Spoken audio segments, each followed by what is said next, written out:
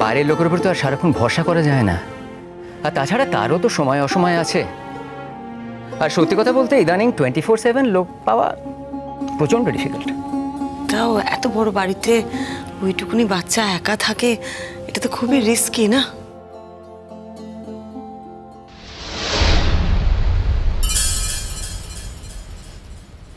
বাবা, কি হয়েছে? কে এসছেন দেখো। বুকান, বুকান বাবু। আরে বাবা, বুকান বাবু কত বড় হয়ে গেছে, দেখো দেখো। কি হয়েছে তোমার? আমার কিছু হয়নি। কিছু হয়নি? তুমি এরকম মুখটা করে দাঁড়িয়ে আছো, নিশ্চয়ই কিছু হয়েছে। তুমি কি রাগ করেছো আমার উপরে? না, আমি তোমার উপর রাগ কেন করতে যাব? আমাকে দেখলেই তো আগে তুমি ছুটে আসতে, আর আজ আমি এতদিন পরে এলাম, তুমি তো আমাকে দেখে ছুটে এলে না। নিশ্চয়ই কিছু হয়েছে তোমার, বলো তুমি রাগ করেছো কিনা বলো। আমি রাগ করিনি ভালো আন্টি। আমি তো তোমায় ছোট্ট থেকে জানি বুকান, এখন তুমি বড়দের মতন কথা বললে আমি তো মারবো না, নিশ্চয়ই কিছু হয়েছে। আচ্ছা ঠিক আছে, বলতে হবে না, এসো তুমি আমার সাথে, দেখো আমি তোমার জন্য কি কি এনেছি। এসো, বসো আমার কাছে, বসো এখানে।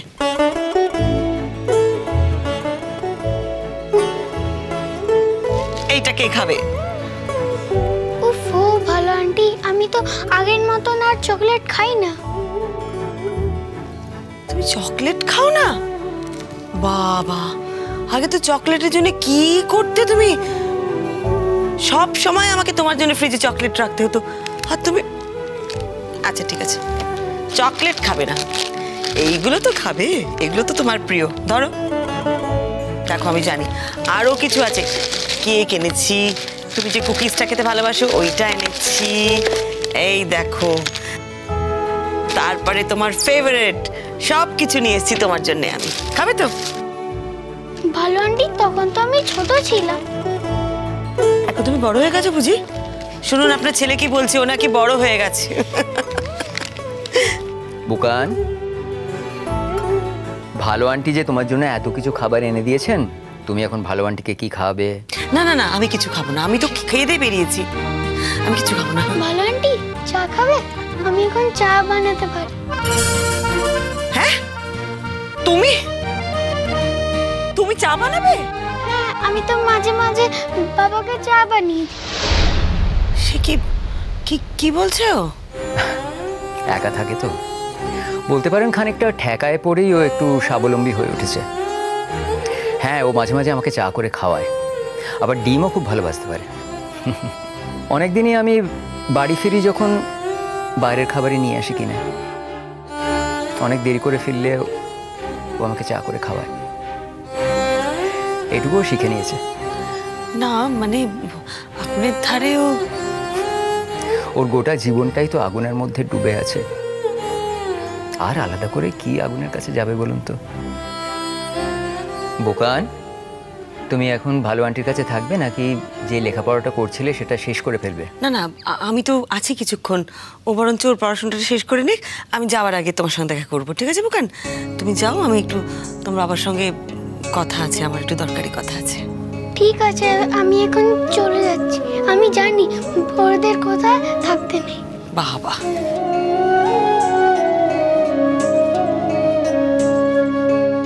বুকান বুকান অনেক বদলে গেছে। বুকানের জীবনটাও তো অনেকটাই বদলে গেছে। এইটুকু জীবনে ওর কম ঘাত প্রতিঘাত হলো বলুন তো? এইটুকু বয়সে যদি বারবার ঘরে বাইরে শুনতে হয় যে ওর মা জেলে, ব্যাপারটা যে কি সাংঘাতিক হিউমিলিয়েশনের বলে বোঝানো যায় না। বিশ্বাস করুন, এই জন্যেই আমি। দয়া করে আপনি বিশ্বাস করতে বলে আমাকে লজ্জা দেবেন না। আমি তো আপনাকে চিনি, আপনি যা করেছেন যথার্থ করেছেন। মাঝে মাঝে একটা ক্ষীণ আশা জাগে জানেন, যে হয়তো জুন তার জেলের জীবনটার পরে অন্তত কিছুটা বদলাবে। আমার জন্য নয়, বুকানের জন্য। বুকান যাতে মাথা তুলে বাঁচতে পারে, সম্মান নিয়ে বাঁচতে পারে, এইটুকু অন্তত জুনের করতে পারা উচিত, তাই না?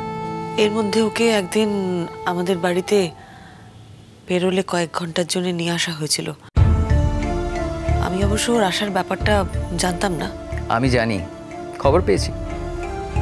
কাগজে তো কিছু বাদ দেয় না। হ্যাঁ, কাগজে বেরিয়েছিল বটে। আমি জুনকে বুগানের সঙ্গে একদমই দেখা করতে দিই না। আমি জানি যে যে ছেলে তার মাকে ঘেন্না করে সেই মায়ের সংস্পর্শে এলে সে নিজেকে ঠিক রাখতে পারবে না।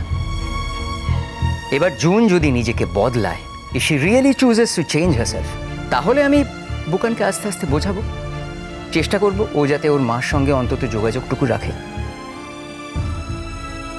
কিন্তু আজ না। ভালো হয়েছে, খুব সুন্দর হয়েছে। আজকে তাহলে প্র্যাকটিস এই অবধি থাক, আমরা পরের দিন আবার রিহার্সাল করবো, ঠিক আছে?